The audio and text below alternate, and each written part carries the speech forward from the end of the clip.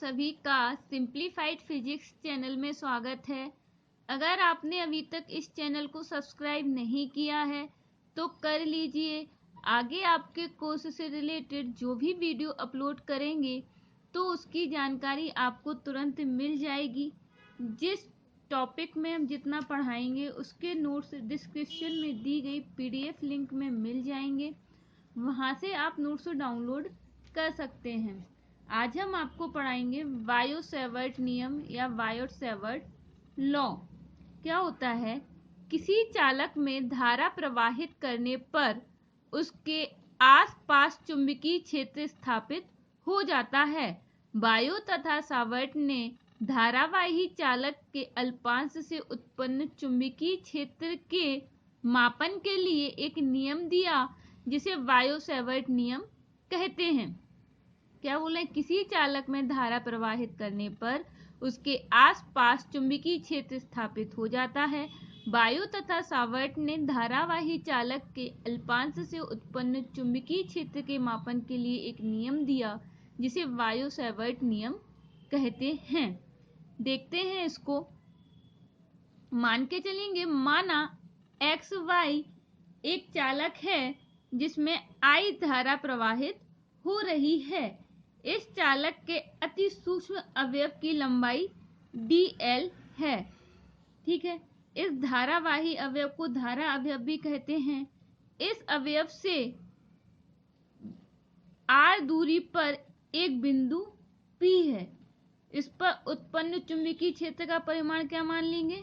dv होगा। ठीक है, यहाँ अवयव ले रहे हैं dl, तो चुंबकीय क्षेत्र का परिमाण कितना हो जाएगा? dv। वो निम्न कारकों पर या निम्न कारकों पर निर्भर करता है या निम्न बातों पर निर्भर करता है। एक बार फिर से देख लो क्या लैंग्वेज बोली। माना एक्स वाई एक चालक है, इसमें आई धारा प्रवाहित हो रही है।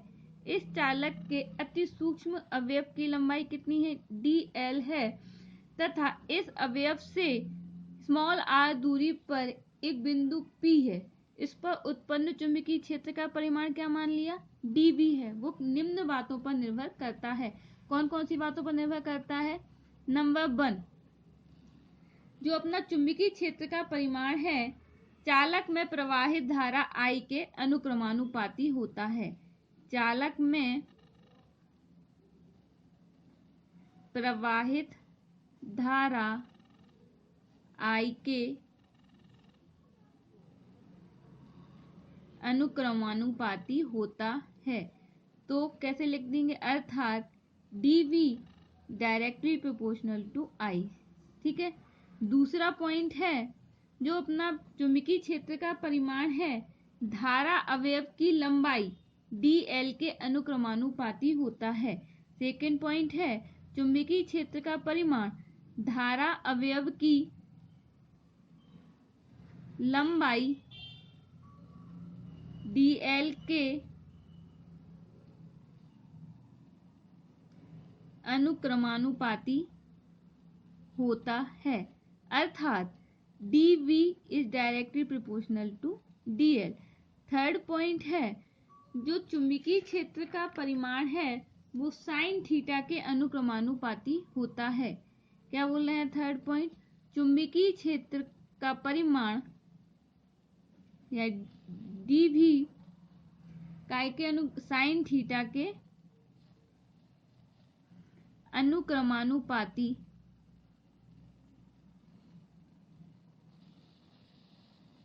होता है।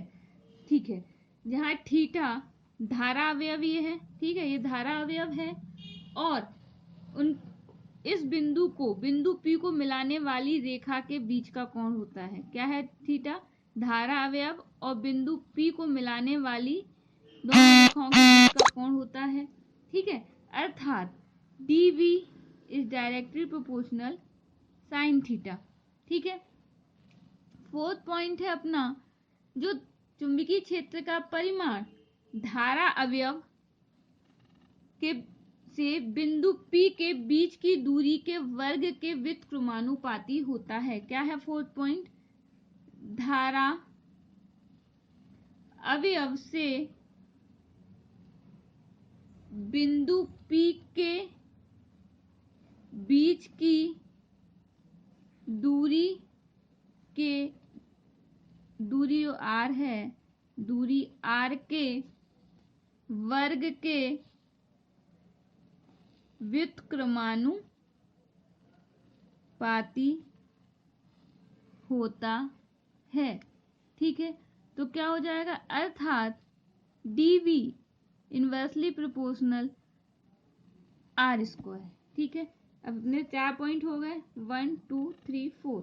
अब इन चारों को मिला के लिख देंगे तो क्या हो जाएगा, dv directly proportional to idl sine theta upon r square.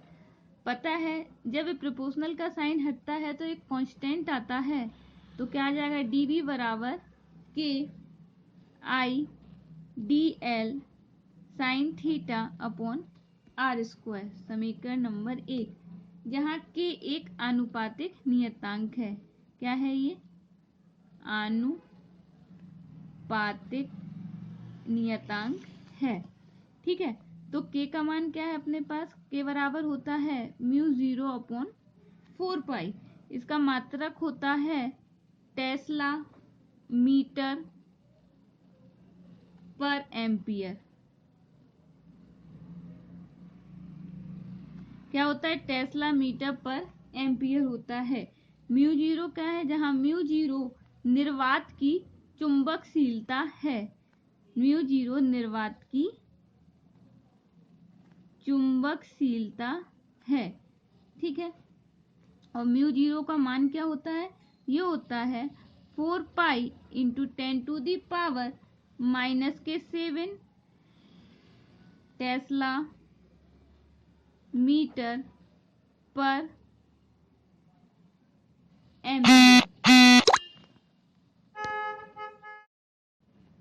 समीकरण 1 में k की वैल्यू पुट कर देंगे तो क्या हो जाएगा, dv is equal to k की वैल्यू है μ0 upon 4 pi idl sine theta upon r square.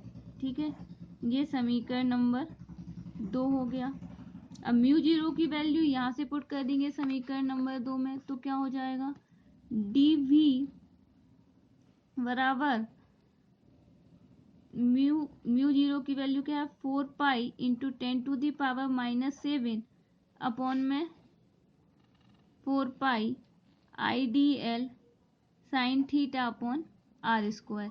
4 pi से 4 पाई कैंसिल हो जाएगा, तो हो जाएगा dv is equal to 10⁻⁻⁷ idl sine theta upon r square. ठीक है, समीकरण नंबर 3 हो गया। ठीक है, अब समीकरण 2 या 3 से प्रदर्शित समीकरण को ही वायो सेवर्ट का नियम कहते हैं। क्या बोल रहे हैं, समीकरण 2 या 3 से प्रदर्शित समीकरण 2 या 3 से प्रदर्शित संबंध को ही वायो सावर्ट नियम कहते हैं। ठीक है, ये हो गया वायो सावर्ट नियम। एक बार फिर से देख लेते हैं, रिवाइज कर लेते हैं क्या होता है वायो सावर्ट नियम। किसी चालक में धारा प्रवाहित करने पर उसके आसपास चुंबकीय क्षेत्र स्थापित हो जाता है।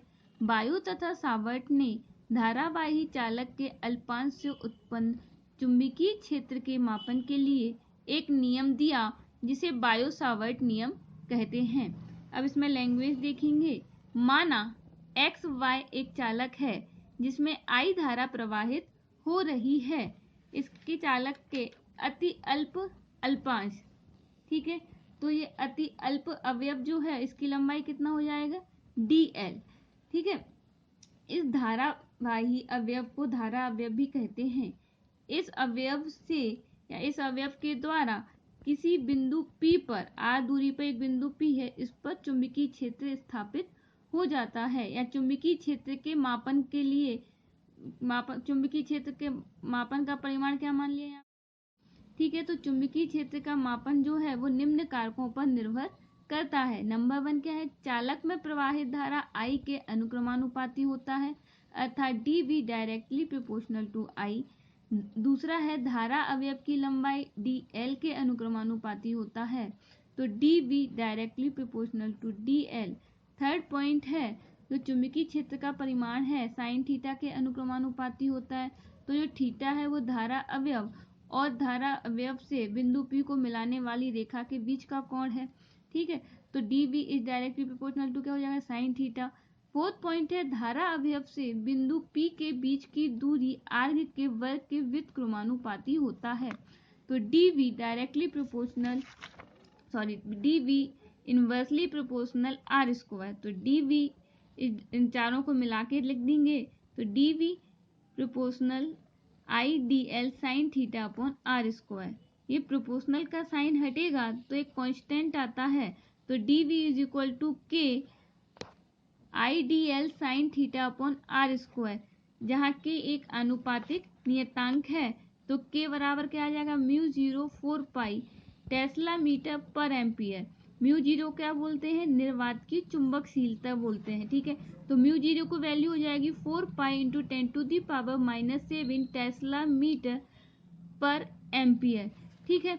अब इस μ0 अपनी K की वैल्यू है समीकरण नंबर 1 से में रख देंगे, तो समीकरण नंबर 1 से K की वैल्यू रखेंगे तो क्या हो जाएगा, dV μ0/4 IDL sine theta upon R square. अब μ0 की वैल्यू इस समीकरण नंबर 2 में रख देंगे तो क्या हो जाएगा, dV is equal to 4 pi into 10⁻⁻7 upon 4 pi से 4 पाई कैंसिल हो जाएगा यहाँ पे, फिर IDL sine theta upon R square. तो dV is equal to 10⁻⁻7 IDL sine theta upon R square. समीकरण 2 व 3 से प्रदर्शित संबंध को ही वायो-सैवर्ट नियम कहते हैं। क्या है, वायो-सैवर्ट नियम की महत्वपूर्ण विशेषताएं। नंबर 1 है, यह नियम स्थिर वैद्युतिकी में कूलाम के नियम के अनुरूप है, कूलाम के नियम के अनुरूप है। दूसरा पॉइंट है, ठीक है, अपने पास जो विद्युत क्षेत्र का परिमाण आया था वो कितना था, dV is equal to μ0/4 IDL sine theta upon R square, ठीक है। तो इसमें अब फर्स्ट पार्ट मानेंगे, यदि थीटा इज इक्वल टू 0 हो, ठीक है, थीटा इज इक्वल टू 0 होगा तो क्या होगा, अर्थात जो बिंदु P है वो कहाँ आ जाएगा, धारा अवयव के अक्ष पर ही स्थित हो जाएगा। ये थीटा 0 हो जाएगा तो बिंदु P धारा अवयव के अक्ष पर ही स्थित हो जाएगा। तो क्या होगा, यहाँ पे देखते हैं, थीटा इज इक्वल टू 0 है तो dV इज इक्वल टू क्या हो जाएगा, μ0/4 IDL sine 0 upon R square. तो साइन 0 मतलब 0 हो जाएगा, पूरा टर्म 0, तो विद्युत क्षेत्र का जो परिमाण हो जाएगा वो 0 हो जाएगा। अतः धारा अवयव के अक्ष पर किसी बिंदु पर विद्युत क्षेत्र का परिमाण 0 होता है, ठीक है। सेकेंड कंडीशन है, यदि theta is equal to 90 degree अर्थात बिंदु P धारा अवयव के लंबवत हो, तो dV इज इक्वल टू क्या हो जाएगा अपने पास, μ0/4 IDL sine theta upon sine 90 upon R square, ठीक है। तो क्या हो जाएगा, क्या बचेगा अपने पास, μ0/4 IDL अपॉन R स्क्वायर। तो ये कैसा हो जाएगा, अधिकतम, ठीक है। तो क्या हो जाएगा, अतः धारा अवयव के अक्ष के लंबवत तल में चुंबकीय क्षेत्र अधिकतम होता है, ठीक है। जब 90 डिग्री होगा तो चुंबकीय क्षेत्र का परिमाण अधिकतम होगा, जब थीटा इज इक्वल टू 0 होगा तो चुंबकीय क्षेत्र का परिमाण 0 होगा, ठीक है। ये है वायो-सैवर्ट की महत्वपूर्ण विशेषताएं।